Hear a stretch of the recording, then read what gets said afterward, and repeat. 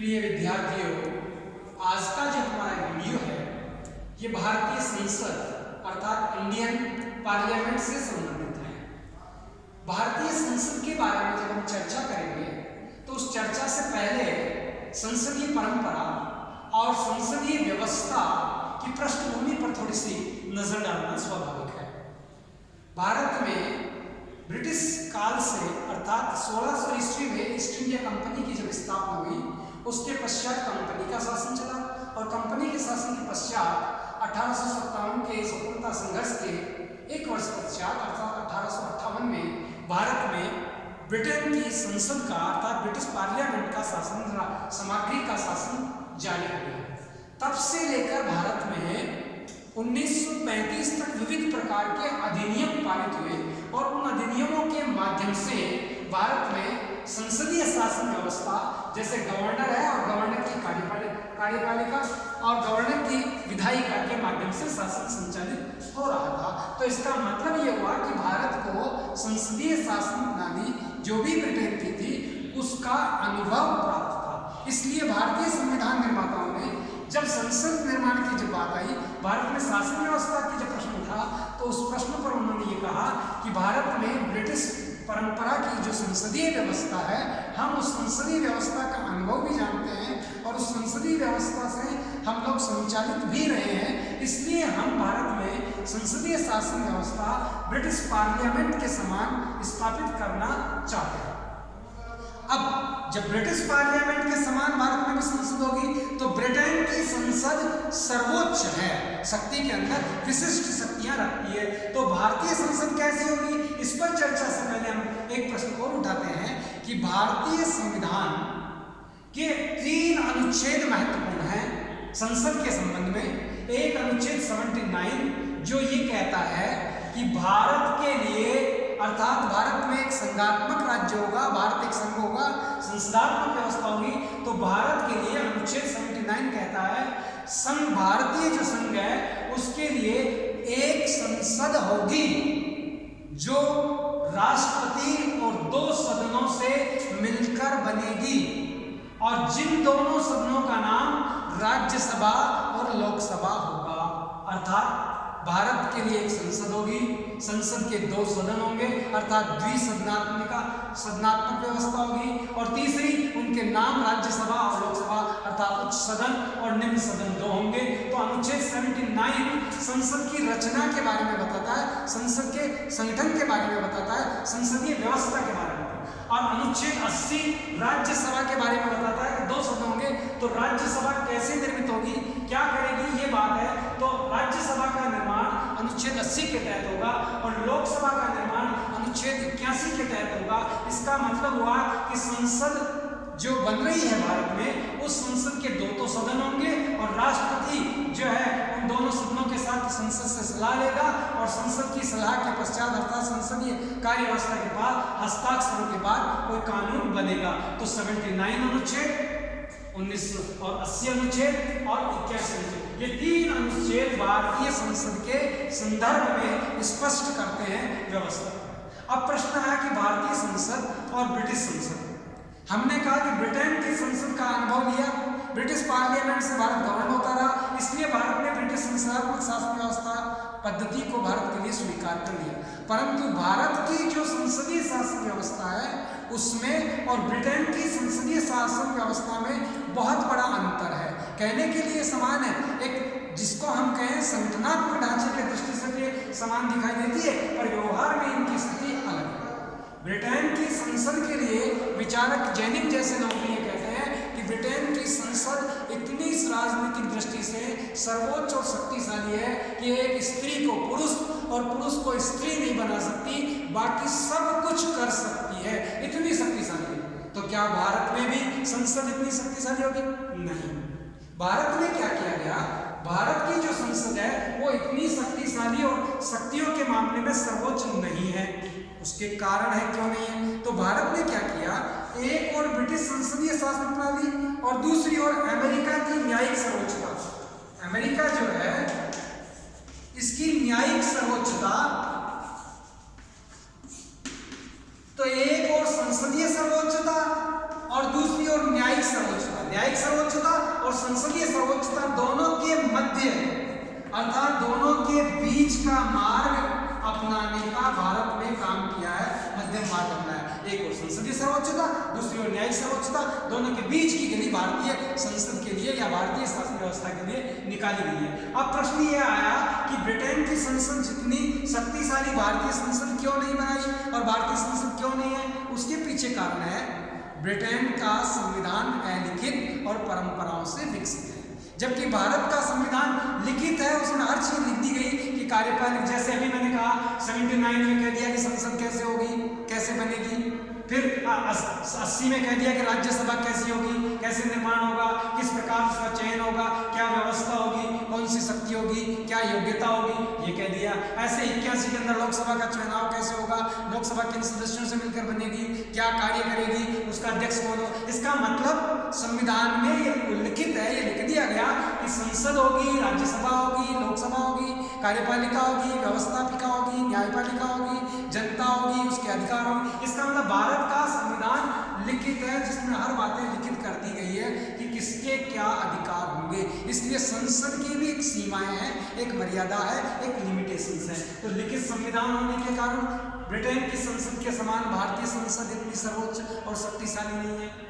दूसरा कारण, संसद में संशोधन की प्रक्रिया। भारत में 3 प्रकार की संशोधन की प्रक्रिया अपनाई गई है, जिसको हम कहें उपस्थित सदस्यों के द्वारा संशोधन, मेजोरिटी, टोटल सदस्यों की मेजोरिटी, और तीसरी राज्यों की विधानसभाओं की भी मेजोरिटी। तो 3 प्रकार की व्यवस्था है संविधान संशोधन की, जबकि ब्रिटेन में एक ही संशोधन की प्रक्रिया है और इतनी लचीली प्रक्रिया है, युद्ध के समय चलते हुए भी अचानक 2-3 घंटे में ही संसद में इतना परिवर्तन कर दिया कि एक प्रधानमंत्री को हटा के दूसरा प्रधानमंत्री बना दिया जाता है सेकेंड वर्ल्ड वॉर के समय। तो वहां की संशोधन प्रक्रिया लचीली है, भारत की संशोधन प्रक्रिया लचीली होते हुए भी कठोर है, इसलिए संसद को उतने पावर्स और उतनी शक्तियां नहीं है जितनी होती। तीसरी जो महत्वपूर्ण बात है, भारतीय संसद की जो सर्वोच्चता को रोकती है, शक्ति को सीमित करती है, वो नागरिकों के मौलिक अधिकार है, जो भारतीय संविधान के अध्याय 3 में लिखे गए हैं। और उनमें भी अनुच्छेद 32 जो है संवैधानिक उपचारों का अधिकार, वो नागरिकों को संवैधानिक नियंत्रण की बात करता है कि नागरिकों के जो अधिकार हैं उनके विपरीत कोई कानून नहीं बनाया जाएगा। अर्थात संसद कोई कानून बनाती है तो उस कानून को न्यायपालिका में चुनौती दी जा सकती है, क्योंकि न्यायपालिका नागरिकों के अधिकारों की संरक्षक है। इसलिए न्यायिक पुनरावलोकन का अधिकार, न्यायपालिका द्वारा संसदीय कानूनों की समीक्षा या चुनौती, ये जो चीजें हैं ये भारतीय संसद की सीमाओं को निर्धारित कर देती है। और भारतीय संसद ब्रिटिश संसद के समान सर्वोच्च और शक्तिशाली नहीं है, ये भारतीय संसद की स्थिति है। अब हम बात करते हैं भारतीय संसद के निर्माण की, कि जैसा कि 79 कहता है राज्यसभा और लोकसभा संसद के 2 अंग होंगे, अर्थात 2 सदन होंगे। तो राज्यसभा के बारे में हम जब अनुच्छेद 80 में पढ़ते हैं तो वहां लिखा हुआ है council of states. Council of state का मतलब क्या हो गया? काउंसिल मींस राज्यों का सदन। इसका मतलब इसका चुनाव, इसकी व्यवस्था राज्यों के द्वारा होगी, डायरेक्ट जनता द्वारा नहीं होगी। तो इस सदन के निर्माण में कौन कौन होंगे, कैसे ये सदन बनेगा? तो पहली चीज है, जो देश के राज्य हैं जितने भी, वे राज्य और केंद्र प्रशासित प्रदेश अर्थात संघ के राज्य, उनके निर्वाचित प्रतिनिधि, वहां की जो विधानसभाएं हैं उनमें जो निर्वाचित प्रतिनिधि आए हैं वो प्रतिनिधि, और राष्ट्रपति द्वारा मनोनीत 12 सदस्य जो प्रतिनिधि है उनसे मिलकर उन प्रतिनिधियों के द्वारा चुनाव होगा, और वो जो चुन करके आएंगे वो राज्यसभा के सदस्य होंगे। इसका मतलब क्या हुआ कि राज्यसभा में राज्यों के प्रतिनिधि होंगे, संघ राज्यों के प्रतिनिधि होंगे, राष्ट्रपति द्वारा मनोनीत प्रतिनिधि होंगे, और ये तीनों मिलकर के एक राज्यसभा का सदन बनेगा, एक संगठन राज्यसभा का निर्मित होता हुआ दिखाई देगा। अब ये बनेगा कैसे? 12 तो राज्य राष्ट्रपति ने मनोनीत कर दिए, बाकी राज्यों के संघ के जो व्यक्ति हैं वो कैसे आएंगे? वहां की जो विधानसभा है उसके जो निर्वाचित सदस्य हैं वो आनुपातिक प्रतिनिधित्व एकल संक्रमणीय पद्धति के द्वारा चुनाव करेंगे। किसका? राज्यसभा के सदस्यों का। परंतु यहाँ जो है कनाडा की तरह या अमेरिका की तरह हर राज्य को बराबर का दर्जा नहीं दिया गया, हर राज्य से समान सदस्य नहीं आएंगे। भारत में जो व्यवस्था की गई है चुनाव की और राज्यसभा के निर्माण की, उसमें साफ कहा गया है कि जो जनप्रतिनिधि होंगे राज्यसभा के सदस्य सांसद, वे जनसंख्या के आधार पर राज्यवार निर्वाचित होकर आएंगे। इसका मतलब क्या हुआ, हर राज्य में जितनी जनसंख्या होगी उस जनसंख्या के अनुपात में वहां का प्रतिनिधि नियुक्त किया जाएगा। जैसे मैं आपको उदाहरण दूं, उदाहरण के लिए गोवा है, छोटा सा राज्य है, अरुणाचल है जो केंद्र प्रशासित प्रदेश है, मिजोरम छोटा राज्य है, केंद्र प्रशासित प्रदेश है, परंतु इनसे एक एक सदस्य अर्थात वहां की पॉपुलेशन जनसंख्या जो है 6 लाख से कम है, 60 लाख से कम है। तो 60 लाख से कम होने के बाद भी वहां से एक एक प्रतिनिधि आ रहा है। अब उत्तर प्रदेश की अगर हम देखें तो वहां की जनसंख्या अधिक है, क्षेत्र बड़ा है, तो वहां से सदस्य संख्या 34 है कि वहां के राज्यसभा में 34 सदस्य आएंगे, गोवा का 1 सदस्य आएगा, ऐसे राजस्थान के 10 सदस्य आएंगे। इसका मतलब उस राज्य की जनसंख्या के आधार पर राज्य को सीटों का आवंटन किया जाता है और उस राज्य के जो जनता द्वारा निर्वाचित सदस्य हैं विधानसभाओं के, वे विधानसभा के सदस्य राज्यसभा के लिए निर्वाचन होने के लिए खड़े हुए उम्मीदवारों को अपना मतदान करते हैं और विजयी उम्मीदवार राज्यसभा का सदस्य बनता है। इस प्रकार से निर्वाचनिक व्यवस्था और सदन में राज्यों की भिन्नता के आधार पर यह काउंसिल ऑफ स्टेट अर्थात राज्यों की विधानसभा का प्रतिनिधित्व करने वाला सदन बनता है। अब आगे हम बात करें राज्यसभा की, तो राज्यसभा की योग्यता क्या है? भाई राज्यसभा में जो सदस्य निर्वाचित होंगे उनकी योग्यता क्या होगी? अगर हम उनकी योग्यता के बारे में बात करें तो देखिए भारतीय संविधान साफ कहता है योग्यता, पहली बात वो कहता है कि भारत का नागरिक होना चाहिए। कोई भी व्यक्ति वो चुनाव लड़ेगा जो भारत का नागरिक होगा, अर्थात विदेशी व्यक्ति राज्यसभा का सदस्य बनने के लिए चुनाव नहीं लड़ सकता, तो भारत का नागरिक हो। दूसरी योग्यता वो कहता है उसकी आयु जो है 30 वर्ष पूर्ण हो गई हो। इसका मतलब क्या हुआ, 29 वर्ष का व्यक्ति चुनाव नहीं लड़ सकता, 32 वर्ष का व्यक्ति लड़ सकता है, 60 वर्ष की आयु का लड़ सकता है, 30 वर्ष का। इसका मतलब 30 वर्ष पूर्ण हो चुकी आयु ऐसा व्यक्ति होना चाहिए जो चुनाव लड़ रहा है। तीसरा, उस राज्य विशेष में जिस राज्य का वो राज्यसभा का सदस्य बनने के लिए चुनाव लड़ रहा है, उस राज्य की जो सूची है, संसदीय सूची जिसको हम कहते हैं, निर्वाचनिक मतदान की जो सूचियां हैं, उस सूची में उसका नाम दर्ज होना चाहिए। चौथी स्थिति, वो किसी लाभ के पद पर कार्यरत नहीं होना चाहिए, लाभ के पद पर कार्यरत नहीं हो। अब जैसे मंत्री का पद जो है वो लाभ का पद नहीं है, संसदीय सचिव का पद अभी लाभ का पद नहीं है, ये पद नहीं है, तो एक ही व्यक्ति 2 पदों को धारित नहीं कर सकता, जैसे राज्यसभा का सदस्य हो या लोकसभा का सदस्य हो और विधानसभा का भी सदस्य हो या जो है नीचे की पंचायत राज का सदस्य, नहीं, किसी एक सदन का सदस्य रहेगा और उसे रेजिग्नेशन देना होगा। तीसरी जो योग्यता है, जो योग्यता ये कहता है कि संसद का सदस्य जो संसद ने समय समय पर जो निर्वाचन अधिनियम जारी किए हैं 1954 के द्वारा, अन्य के द्वारा, उसके द्वारा उन योग्यताओं को पूर्ण करता हो, ऐसा व्यक्ति राज्यसभा का सदस्य चुना जा सकता है।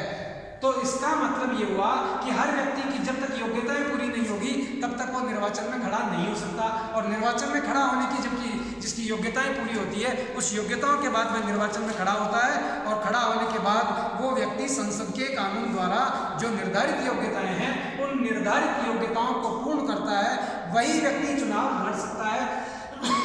और वहां की विधानसभाओं के द्वारा मतदान के बाद अगर वह निर्वाचित होता है तो राज्यसभा का सदस्य बनेगा। अब राज्यसभा की अवधि की बात करते हैं। अब देखिए भारत में राज्यसभा की जो अवधि है वो 6 वर्ष का कार्यकाल है। एक व्यक्ति जो भी राज्यसभा का सदस्य बनेगा वो 6 वर्ष के लिए बनेगा, 6 वर्ष का कार्यकाल। अब ये सदन जो है वो स्थायी सदन कहलाता है, परंतु ये अर्धस्थायी सदन है। अर्धस्थायी इसलिए है कि इसके 2/3 1/2 सदस्य जो हैं 2 वर्ष पश्चात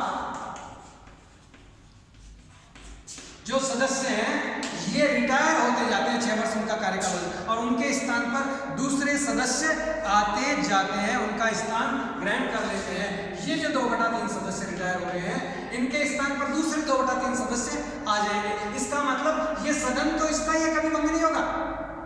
आज जो 2 वर्ष पश्चात 2/3 सदस्य जो है रिटायर हो जाएंगे, उनके स्थान पर दूसरे आ जाएंगे, तो सदन तो कंटिन्यू चलता रहेगा। इसका मतलब क्या हुआ, ये सदन तो स्थायी है।